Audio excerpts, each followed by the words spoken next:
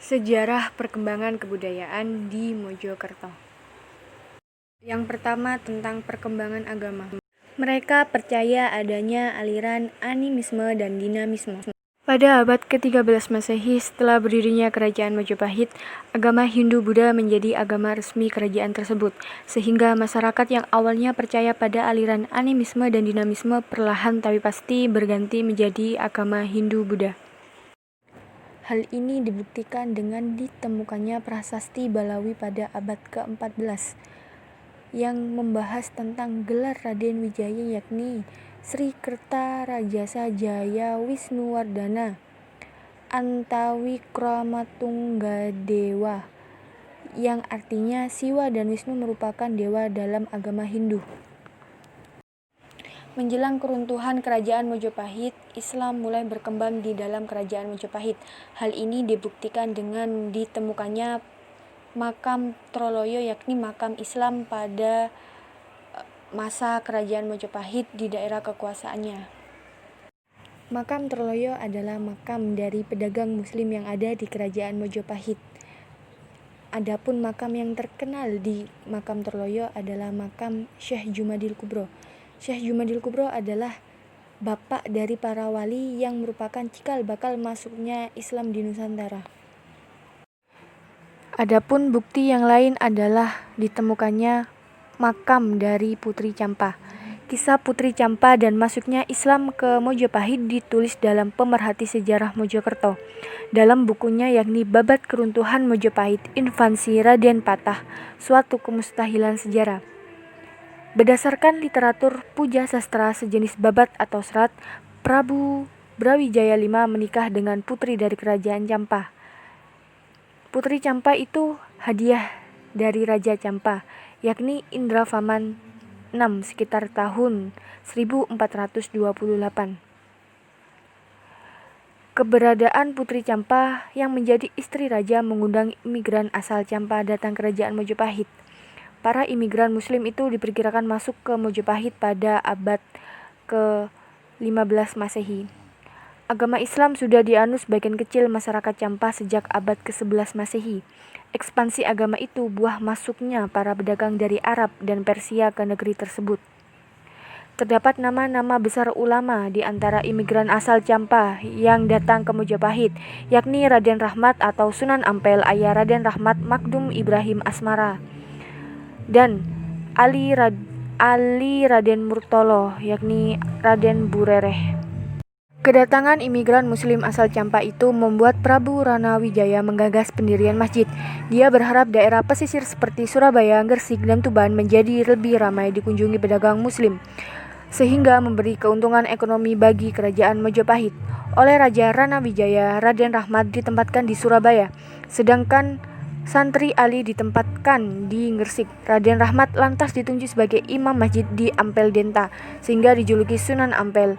Dia menikah dengan Nyi Ageng Manila, putri Adipati Tuban, yakni Arya Teja. Dia lalu diangkat menjadi Adipati Surabaya menggantikan kakeknya, Arya Lembu Sora yang meninggal. Babat Tanah Jawi yang menyebutkan Raden Rahmat meminta Raden Patah membuat masjid besar di Demak. Raden Patah melaksanakan perintah tersebut pada tahun 1479 Masehi. Saat itu Raden Patah menjabat sebagai pecat tonda di Bintoro. Dia menikahi adik kandung Raden Rahmat, Nyi Ageng Maloka. Sementara di Mojopahit tahun 1510 sampai 1511, Raja Ranawijaya tutup usia digantikan Prabu Udara, yakni Pati Unus menolak tunduk pada Prabu Udara. Hal ini menjadi cikal bakal keruntuhan dari Kerajaan Majapahit. Bahasa yang digunakan di Kerajaan Majapahit yang utama adalah bahasa Jawa kuno, yang kedua adalah bahasa Kawi, yang ketiga adalah bahasa Sanskerta. Bantengan merupakan kesenian tradisi khas Mojokerto, seperti awal mula ludruk, yaitu ludruk Bandan.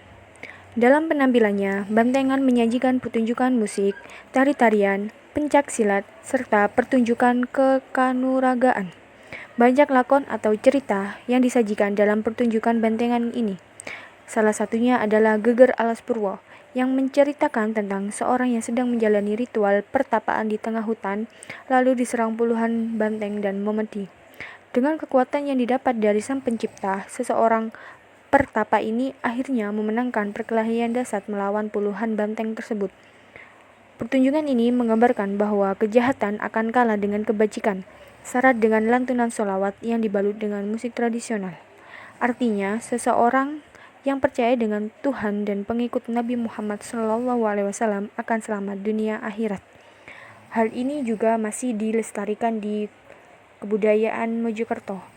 Adapun di sana ada sejenis gubuk kesenian yang mengajarkan tentang kesenian-kesenian yang ada di Mojokerto yang terletak di desa Puncung Songo yang ada di daerah Trawas.